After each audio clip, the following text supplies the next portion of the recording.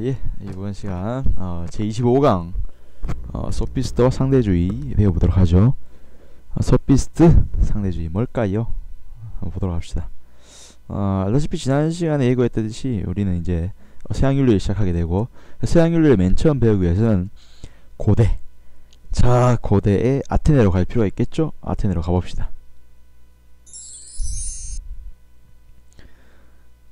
자, 고대 그리스에는 다양한 도시국가들이 있었습니다. 폴리스라고 부르죠. 그래서 여러가지 국가가 있는데 스파르타라든가 아테네라든가 테베 등이 있죠. 밑에 나와있는 그림 여러분 아십니까? 네, 영화 300입니다. 300 300. 여기서 300명이란 거죠. 군인 300명. 이게 무슨 얘기인가? 일단 이 장면을 보세요. 아주 용감한 용맹한 군인의 모습을 보여주고 있죠. 유명한 장면, This is Sparta! 이 장면이죠, 그렇죠? 예. 싸우고 있는 모습인데 영화가 19금입니다. 여러분 아직 보는 게 이상하죠? 여러분 보면 안 되죠, 그렇죠? 예. 당연히 안 봤을 것으로 알고 일단 내용 한번 넘어가도록 하죠. 스파르타가 이 영화 무슨 내용 담고 있나? 먼저 물 한잔 마시고.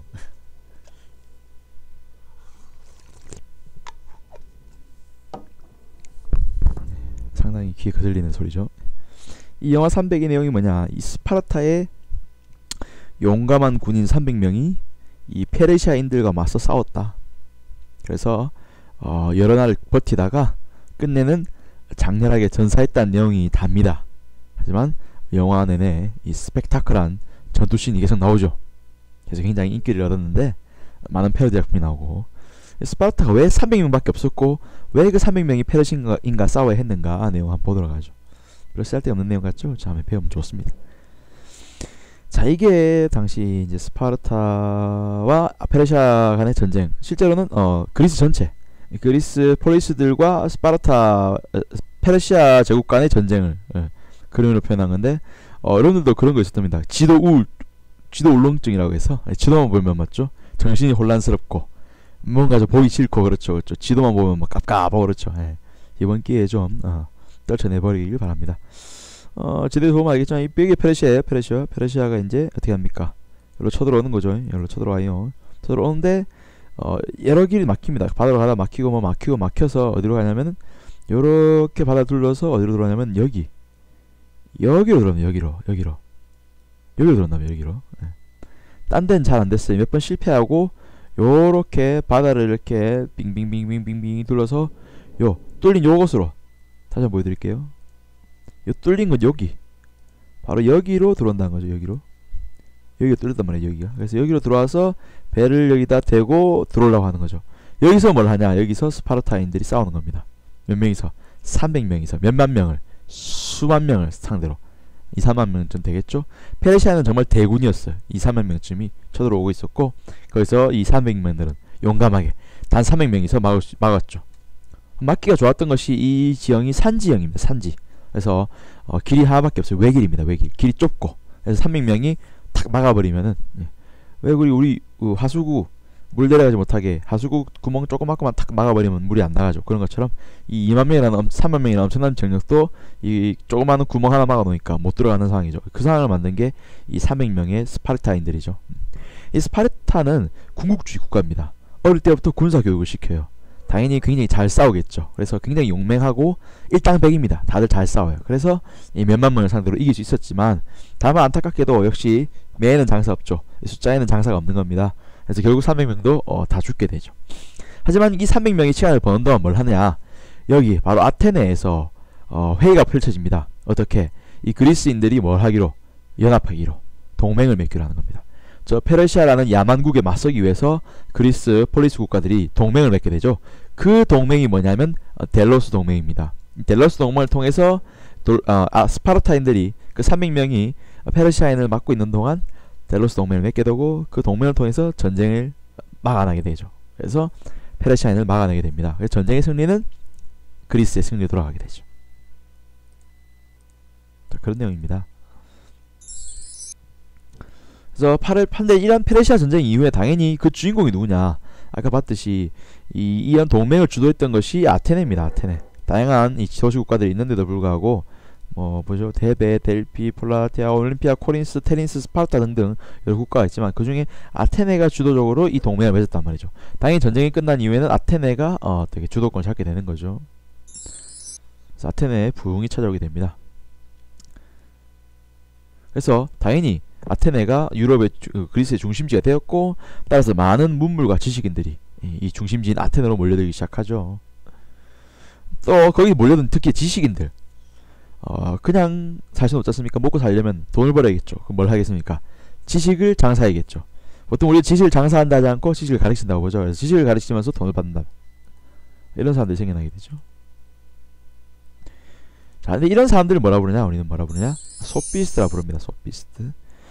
소피, 영어로 보면 소피가 지혜란 뜻이에요. 지혜. 영어 아니죠, 그렇죠? 히라보죠.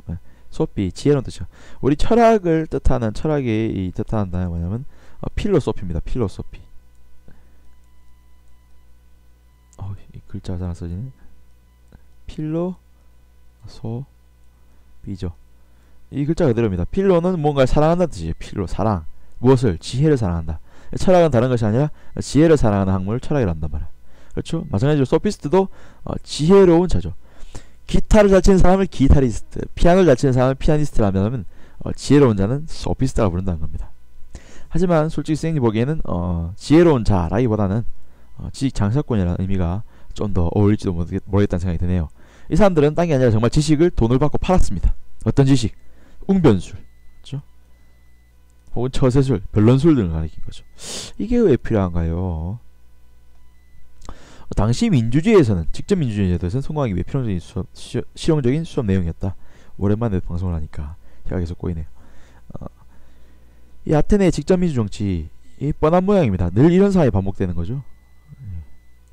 이렇게 사람들이 모여있으면 누가 한 명 나와서 자기 의견을 얘기합니다. 그럼 이 사람들의 표를 얻어야 되는 거죠. 민주주의니까 많은 사람들한테서 자기의 의견을 주장하고, 그 의견을 주장한 것을 관철시켜야 되고, 그 동의를 얻어야 된다는 거죠. 동의를 얻기 위해서 말을 잘 못하면 안 되겠죠. 굉장히 말을 잘해야겠죠. 첫째로 웅변술이 필요한 겁니다. 근데 웅변술을 갖고 되냐? 안 됩니다. 뒤로 맞죠. 몰래 이 사람들 몰래 꼬셔야겠죠. 내 의견 한번 들어줘. 그럼 집 줄게, 돈 줄게, 이렇게 꼬셔야 된다는 거죠. 이게 뭡니까? 처세술이죠. 세상에 대처하는 능력. 그래서 약간 비합리적인 요소들을 처리할 수 있는 능력이죠. 그래서 로비라고 하죠. 로비. 또 이런 상황이 이 정치에서만 가능하냐? 그것도 아니죠. 실제 재판장에서도 이런 상황이 벌어집니다.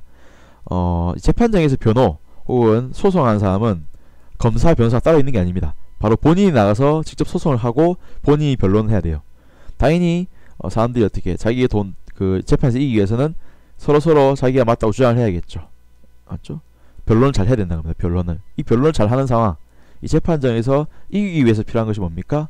바로 변론술이죠. 따라서 이런 이 지식들은 그냥 학문 그 자체로서 배우는 것이 아니라 굉장히 실용적인 목적을 지니고 배우는 겁니다. 무엇하기 위해서? 출세하기 위해서. 맞죠? 출세라는 목적을 위해서 필요한 그런 실용적인 지식이었던 거죠.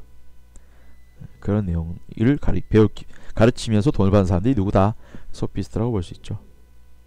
하지만 아까 봤겠지만 실제 이 성공하기 위해서는 도덕과 정의 같은 것들은 버려야 된다고 볼 필요가 있습니다. 도덕 정의를 챙기다 보면 성공하기 어렵다는 거죠. 예. 아까 봤겠지만 재판장에서 잘 드러나죠. 자, 내가 A가 내가 A입니다. B한테는 돈을 내가 빌려줬어요. 그러면 B가 돈을 갚아야 될 이유를 설명해야겠죠. 하지만 오전 법정이 됐다면 오후 법정에는 반대로 해요. 내가 C한테 돈을 빌렸어요. 그럼 C한테는 뭐 해야 됩니까? 돈을 갚지 않아야 될 이유를 설명해야겠죠. 당연히 바른 정의, 도덕을 추구하다 보면은 똑같이 적용시켜야 됩니다. 내가 너한테 빌려주고 못 받아야 된다면 남한테 내가 갚아줘야 되는 거죠. 하지만 그런 것을 따지다 보면 내 돈 챙길 수가 없고 내가 망한단 말이죠. 그래서 망하지 않기 위해서는 올바른 것, 정의, 도덕 이런 거 따지면 안 된다는 겁니다. 무조건 이기는 게 중요한 겁니다. 무조건 이기는 게 제일 중요하죠. 이기기 위해서는 수단과 방법을 가리지 말아야 된다. 이게 소피스트의 생각인 겁니다. 도덕과 정의는 수단과 방법을 가려야 되죠. 어떤 방법? 바른 방법. 맞죠? 비열하지 않은 방법을 써야 된다는 건데 비열해야겠죠. 이기려면. 이게 소피스트의 지혜입니다. 그래서 그들은 사람들에게 뭘 주지 않아? 상대주의란 걸 설파하는 거지. 상대주의. 상대주의가 뭔지 봅시다. 상대주의란 뭐냐? 보편타당한 진리는 없다는 겁니다. 보편타당. 삭자에 따라 다르다. 즉 상대방마다 다르다. 사람마다 다르다는 거죠. 상대주의입니다. 그래서 이 소피스트들은 인간의 사고 자체가 우리가 보편적인 진리를 찾아낼 수 있는 것이 인간의 사고 능력인데 보편적인 진리를 찾아낼 수 있는 능력이 사고 능력인데 그런 사고 능력이 불완전하다고 생각했죠. 저 유엔 방송 후보애들이. 예. 그래서 당연히 우리 사고로부터 나온 제도, 윤리, 정의 또한 보편적이지 않다. 상대적이다라는 표현을 씁니다. 그래서 보편과 상대주의 이것은 어찌 보면 대립관계죠. 이것을 극복하기 위한 것이 소피스트의 목적인 거죠. 이 대립관계 속에서도 보편성을 멀리하고 상대성을 주장하는 것이 소피스트의 입장입니다. 그래서 소피스트는 상대주의를 주장한다. 이 보편적인 진리란 있다 없다 없다는 거죠. 보편적인 진리란 없다. 자, 이러한 그런 상대주의를 주장한 소피스트들 대표적인 인물을 한번 봅시다. 먼저 프로타고라스를 들 수 있겠죠. 프로타고라스는 이런 유명한 말을 합니다. 인간은 만물의 척도이다. 이 말 바꾸면 내가 도덕의 기준이다. 자, 사람들마다 도덕의 기준이 다릅니다. 보편적입니까? 상대적입니까? 상대적이라는 거죠. 그래서 내가 생각하는 도덕의 기준을 남에게 강요할 수 없는 겁니다. 내가 이렇게 생각하는데 그 기준을 남에게 강요해서는 안 되는 거죠. 어차피 도덕은 사람마다 다른 거니까. 이걸 상대주의로 할 수 있죠. 그래서 프로타고라스는 각자의 기준이 다르다 이런 입장 속에서 상대주의를 주장하죠. 그래서 도덕의 기준은 사람마다 다르고 따뜻한 상대주의다. 보편적 진리는 없다. 이런 입장입니다.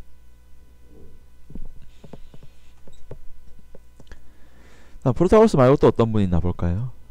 그 다음은 트라시마코스라는 사람이 있죠. 트라시마코스는 이런 말을 합니다. 정의로운 자는 언제나 정의롭지 못한 자에 비해 손해를 본다. 그리고 정의라는 것은 결국 강자의 이익이다. 정의, 우리가 알고 있는 정의라는 것은 원래 그런 거 아닙니까? 착한 사람이 잘 되게 되는 것. 착한 사람이 손해를 보지 않고 바르게 잘 살게 되는 것. 그것이 정의 아니겠습니까? 그래서 악한 자에게는 벌을 주고 좋은 자에게는 상을 주는 것이 정의인데 아니란 거죠. 실제 정의라는 것은 악한 자에게 오히려 악한 자의 손을 들어주고 악한 자에게 이익이 되는 것이 정의라는 겁니다. 이거 뭡니까? 그렇죠. 그리스 당시의 현실을 잘 보여주고 있는 거죠. 실제 보니까 많은 사람들이 정의를 지키다 보면 오히려 손해를 보고 이기지 못하는 거죠. 반면에 악한 사람들은 남을 보란듯이 이기고 잘 살게 된다는 이런 모습, 이걸 보면서 느낀 굉장히 현실적인 어떤 경험적 지식이죠. 그래서 굉장히 경험을 통한 지식이다. 그래서 아까 말했듯이 이 소피스트한 특징이 경험과 감각과 경험에 의한 지식을 중시한다. 방금 봤듯이. 그래서 우리의 어떤 정에 대한 정의란 지식도 다른 것이 아니라 우리의 경험에 의해서 얻는 지식이 진정한 지식이란 거죠. 실제 살아보니까 정의라는 것은 우리가 꿈꾸는 그런 정의가 아니었다는 거죠. 늘 악한 자, 강한 자가 이기는 것이 정의였기 때문에 결국 그것이 답이라는 거죠. 경험적 지식을 굉장히 중시하는 겁니다. 그래서 객관적인 정의는 없고 도덕적인 정의라는 순전한 생각이 불가하다. 그래서 현실적 이익을 위해서 정의를 희생시켜야 한다는 입장입니다. 그래서 이익이야말로 어찌 보면 정의의 기준이다 하는 것이 트라시마코스의 생각이죠. 그래서 정의에 대해서 사람들이 갖고 있는 생각은 아주 순진무구한 생각이다. 그래서 진정한 정의는 이런 것이다 라는 얘기를 하고 있는 겁니다. 당연히 이것은 굉장히 현실적이고 실용적인 의미의 지식이죠. 남을 이기는 게 정의란 겁니다. 마지막으로 고르기아스라는 사람을 만나볼까요? 고르기아스는 이런 말을 합니다. 첫째, 아무것도 존재하지 않는다. 둘째, 만약 어떤 것이 존재한다 해도 그것을 파악할 수는 없다. 셋째, 그것을 파악한다 해도 전달될 수 없다. 그래서 우리 진리라는 거죠. 진리란 말로 놓고 볼 때 진리라는 것은 존재하지 않죠. 존재한다 해도 파악할 수는 없죠. 우리 인간 이성은 어떻다? 한계가 있다는 거죠. 우리의 진리야, 사고 능력은 한계가 있다. 파악할 수 없다. 만약 파악한다 해도 전달될 수 없다. 왜? 우리의 언어는 한계가 있기 때문에. 그래서 이 고르기아스는 어떤 입장이냐, 어떤 객관적인 진리 혹은 객관적인 인식은 불가능하다라고 보는 겁니다. 그래서 이것을 뭐라 하냐, 인신론적 회의주의라고 보죠. 어떤 진리를 인식하는 것이 불가능하다. 회의, 의심한다는 뜻입니다. 의심. 그렇죠. 의심하고 별로 믿지 않는다는 얘기죠. 그래서 객관적 진리를 부정하는 것이다 하는 입장입니다. 그렇죠? 자, 고르기아스 아무것도 존재하지 않는다. 존재한다 하더라도 파악할 수 없다. 파악하더라도 전달될 수 없다. 그래서 진리의 불가능성을 얘기합니다. 진리는 없고 파악할 수 없고 전달할 수 없다. 자, 이렇게 봤듯이 소피스트 윤리사상 특징이 다음과 같습니다. 첫째, 일단 자연중심 철학에서 인간중심 철학으로의 전환이라고 하는데, 소피스트 이전에도 철학은 있었습니다. 자연 철학자라고 해서 자연의 근원이 무엇인가라는 고민을 한다는 거죠.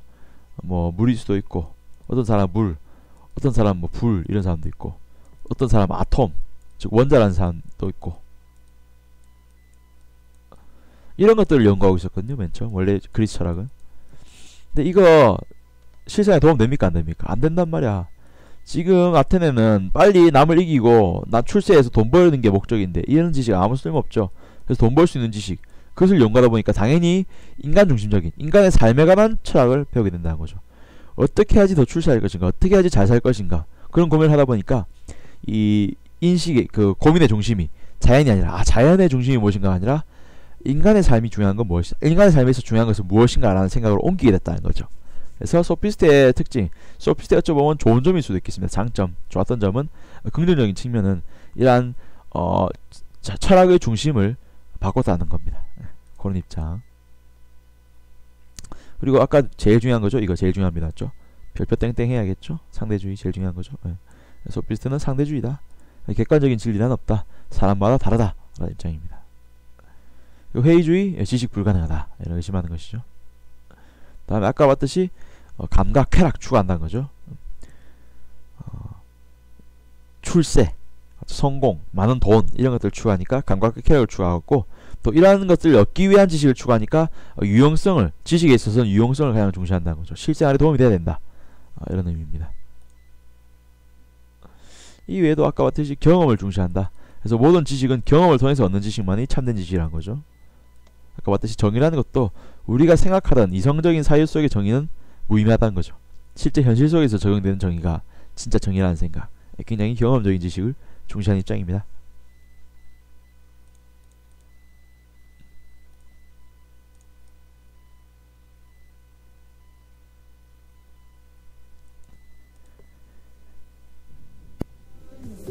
뭐지? 끝났네요, 병이. 예. 다음 시간에 뵙도록 합시다.